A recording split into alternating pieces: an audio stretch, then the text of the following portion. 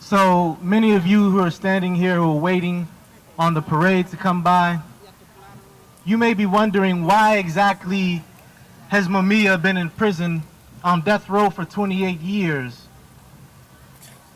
He is an innocent man, so why in fact have they locked him up? Why did they surveil him for so many years?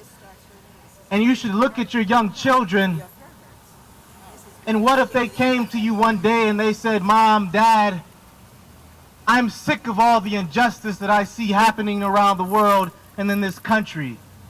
It isn't right that we go to a grocery store where the shelves are stocked with vegetables and fruit and meat and canned goods, yet people all around the world starve." Brick by brick, wall by wall, we're going to free Mumia Abu-Jamal. Millions of children die from starvation.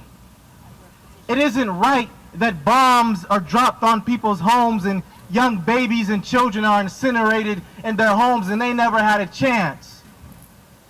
It isn't right that $700 billion are spent to buy bombs and the airplanes that drop them from 4 miles up in the sky on the homes of children and families. That isn't right.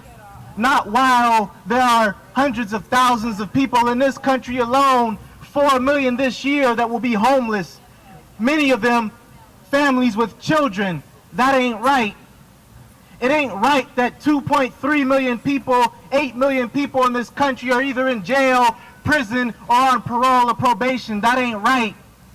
And that young person says to you, "Mom, Dad, I have to do something about that.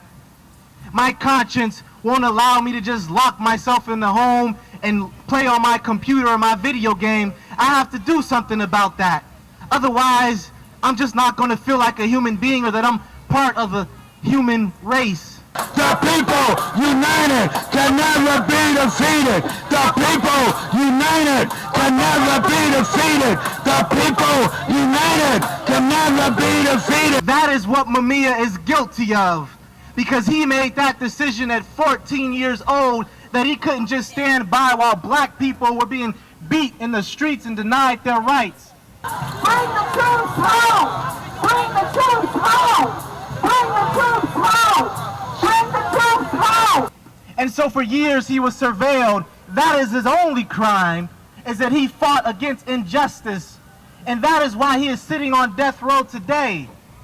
So if you are worried that your young child may have to face that fate themselves, if you are feeling that that is not right, that a system would do that to a person who should be looked at as a hero by you and by everyone, we should be celebrating the life of a person who at such a young age, at 14, could decide they wanted to give their life over for something bigger than themselves. We should be celebrating that person. They should not be locked in a cage and facing death. You should be worrying about that. You should be worrying about the future of your young people. So you should be over here. On the move. On the move. Long live John Africa, and long live revolution. I want to address myself to those of you who came out here today for our 4th of July parade. I want to introduce you to some truth. I want you to confront that person in the mirror that you look at every day. Because you will come out here and say that you are celebrating the 4th of July. You teach these little children that the 4th of July represents freedom, justice, equality, independence. That you're celebrating people like Nathan Hale, Patrick Henry, Paul Revere. Well, what do you know about these people?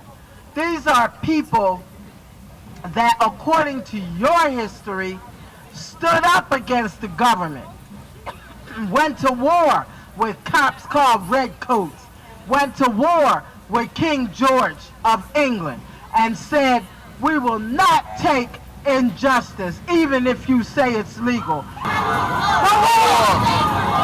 No war! No war! No war! Free Mumia Abu-Jamal! Free Mumia Abu-Jamal! Free Mumia now!